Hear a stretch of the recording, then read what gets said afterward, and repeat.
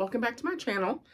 I am going to tell you about one of the books from the Brandon Sanderson Secret Projects or whatever. It's the one that came out earlier this year called Tress of the Emerald Sea, and opened the most recent box from the Kickstarter. So it is the Sel box. So it's a box and a book.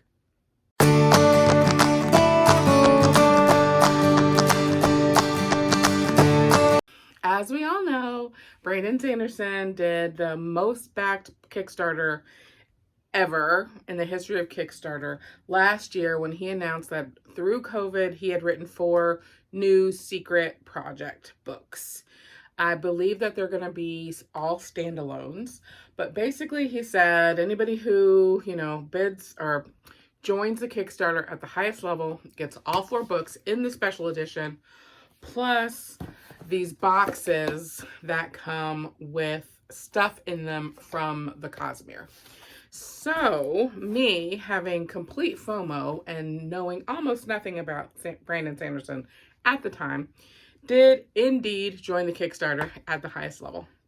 So the first book, I think January, February, March maybe, the boxes that we got were based on either characters or locations or whatever.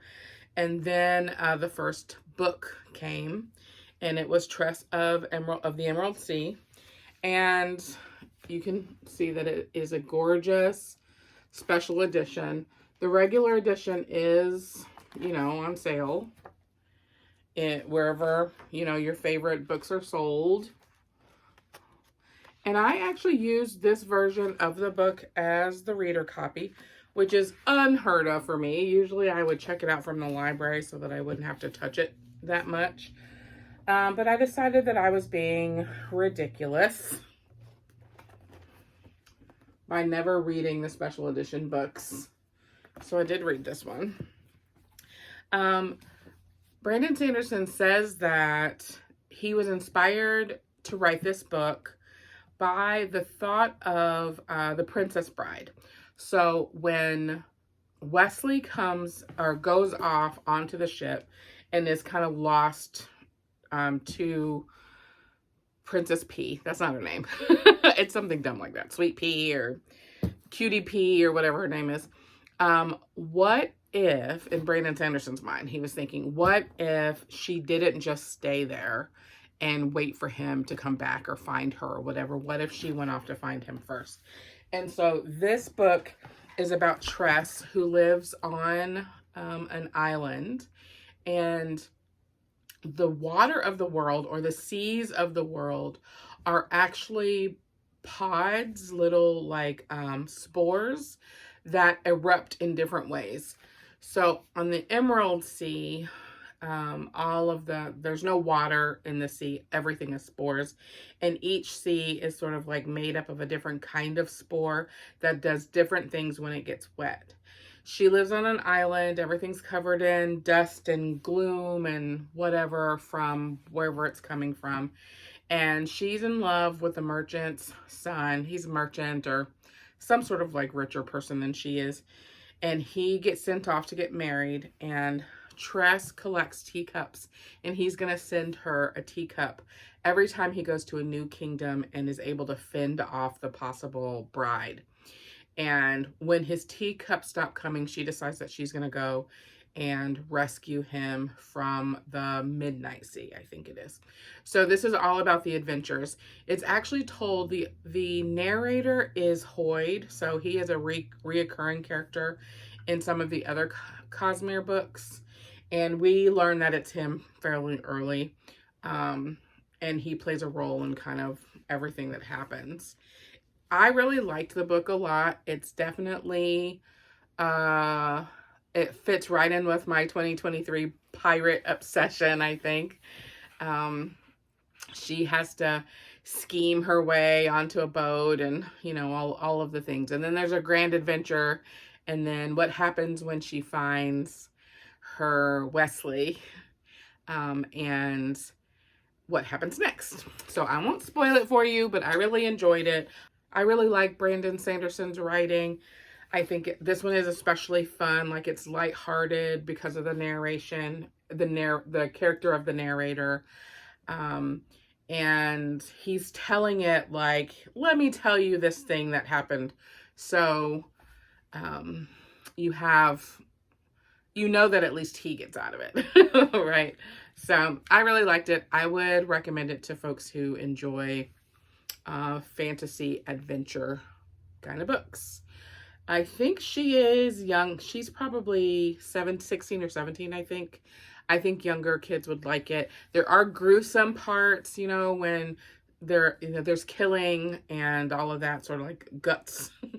And some of the spores, when they erupt, they're not friendly. They're not good things, right? There's a kraken, all of the things that you want in a high adventure story on the sea. So that is Tress and the Emerald Sea. And then, so we've already gotten the second book that came. I haven't even taken it out of the plastic yet, but it's called The Frugal Wizard's Handbook for Surviving Medieval England. So that's on my TBR for July, to the extent that TBRs are real things, which, they're kind of not.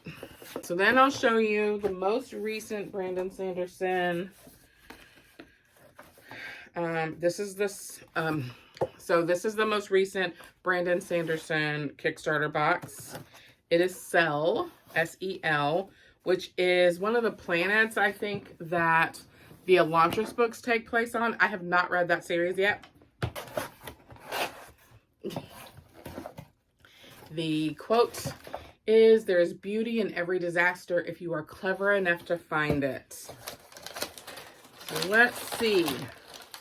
There is a spoiler card, of course. He's not an animal. Ooh, I love a tin of anything. This is a bandage tin. Have you ever woken up damned for all eternity?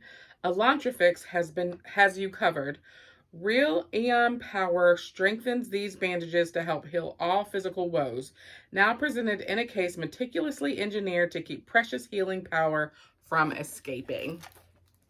It's in plastic. Official Elantris Band-Aids. Amazing. What an interesting item, right? I think I've really been impressed with the range of the kind of things that have been in the boxes. They're really creative. It's like you can tell that Brandon Sanderson, and his team had a lot of fun coming up with these. I don't know what this is yet. I love the packaging, even though it'd be great to have a little divot so I could hold the bottom so the top can come out more easily. Finally. Okay, these are on the floor. Magnets. Let's see what the description says. They look like they might glow in the dark, but maybe not. Let's see. Aeon magnets. Release the powers of Aeon Door to protect your home, your loved ones, and your treasure trove of leftovers. These Aeons glow in the dark when invested with any kind of light. So let's have those open so they can be sucking up all of the light energy. Next box. Again, I wonder if they know they don't really have to be this meticulously wrapped. Rodin is the character pin.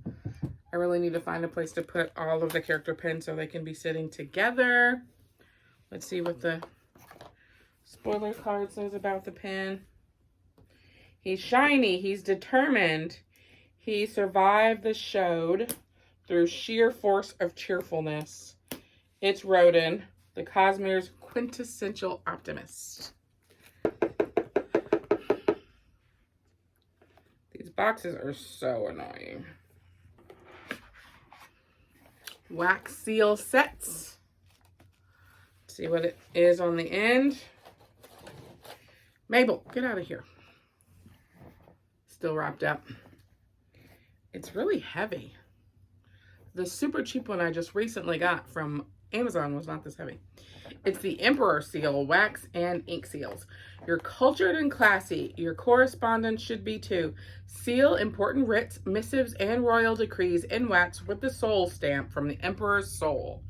And stamp your approval with our Sel symbol ink stamp.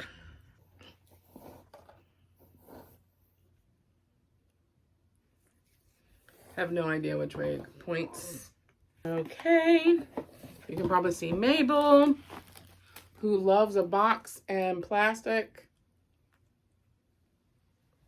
And then the last box in the box is, we're going to cheat and look at the spoiler card. I don't know.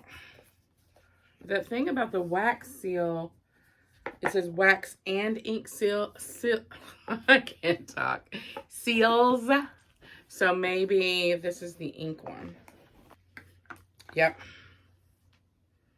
It's the ink one. That's really cool looking.